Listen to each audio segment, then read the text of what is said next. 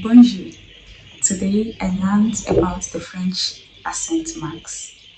The French accent marks is so interesting, really, and I started with it because I'm going to be getting into grammar pretty soon. So I really wanted to understand that first, so that when I see words that has those French marks on them, I'll be able to understand why you know.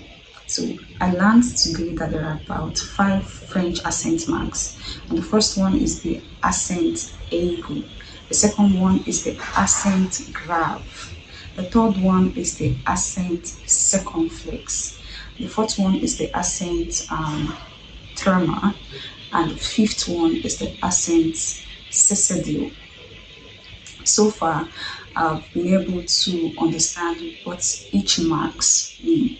So the first one, which is the accent ego, I understand that is usually on the letter E.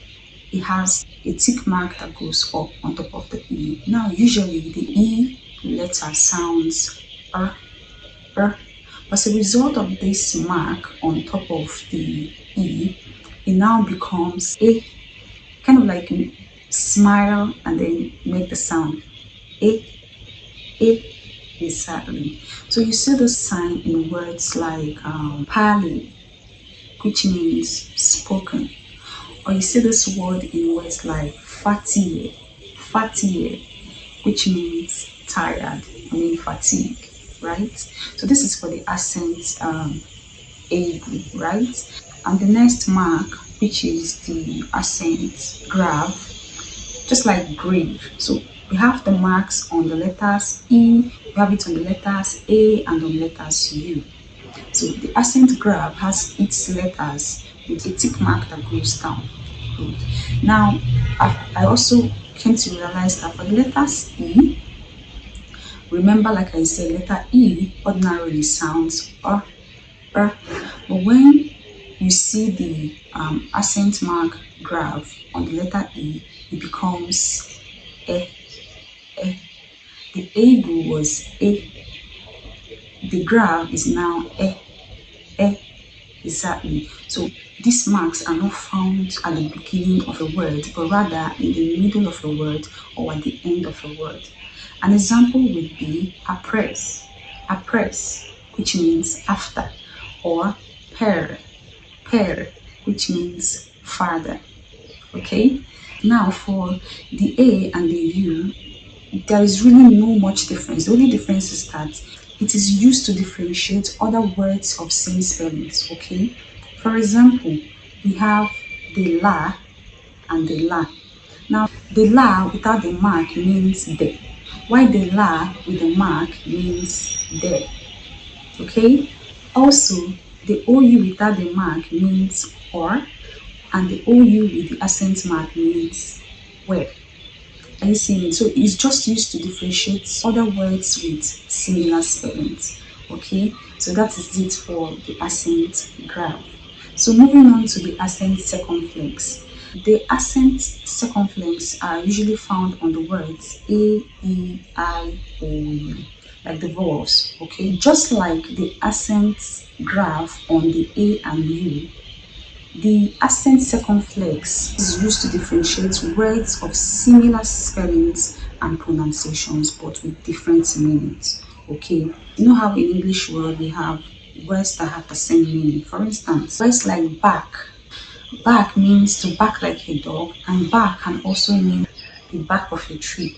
These are actually words with same spellings, same sounds, but with different meaning. So that's what happens in the accent mark circumflex as well. So I'll give you an example. We have words like sure, S-O-R. When you spell S-O-R without the mark, it means on. But when you spell it or write it with a mark, it means safe. In other words, they are the same spelling, but they have different meaning. Remember, the circumflex accent mark is a historical thing for the French. So they put that arc on top. So words will change from hospital to hospital, from hotel to hotel. Okay, I hope that makes sense. Moving on, we have the accent mark tremor. The accent mark tremor are found in the letters E, I, and U with two dots on top of each of these words. What this word does is that it helps to pronounce words differently. So you have letters in the same word that you're supposed to pronounce together, but as a result of this mark, you pronounce them differently. I'll give you an example. A good example would be NAIS, maize, right? So, but because we have that mark on top of the I, it becomes maize. Maize, this simply means corn. Another popular example would be Noel. Noel, that is Christmas. So instead of saying Noel, you say Noel, Noel. Okay. Another great example would be naive. So instead of saying naive, you say naive, naive. Great. So that is that for the accent tremor. Lastly, we have the accent mark cessation. The accent mark cessation is found only on the letter C. Okay, so when you see the letter C with a tiny curve like this, right, you find out that this is an accent cessation. So it usually follows the letters A, O, and U. So when we have words like CA, CO, and CU, usually we pronounce it as ka, ku, ku, right? However, because we now have that curve, that accent mark on the letter C, it now becomes sa, su, su. Okay? A very good example would be garçon, garçon, which means boy. Another great example would be savar, savar, which means okay, okay. There's so many more examples really, but this is all I've learned so far, and I decided to share that with you. Remember, I'm just a Nigerian girl who is learning how to speak French, and the goal is to be able to make good conversations in French by the end of 90 days. So please come on this journey with me and let's do this together. And if you're someone who is also learning how to speak French, let this be an encouragement that you can also do it. Okay? So yeah, thank you once again, and à bientôt. Bisous bisous. Au revoir.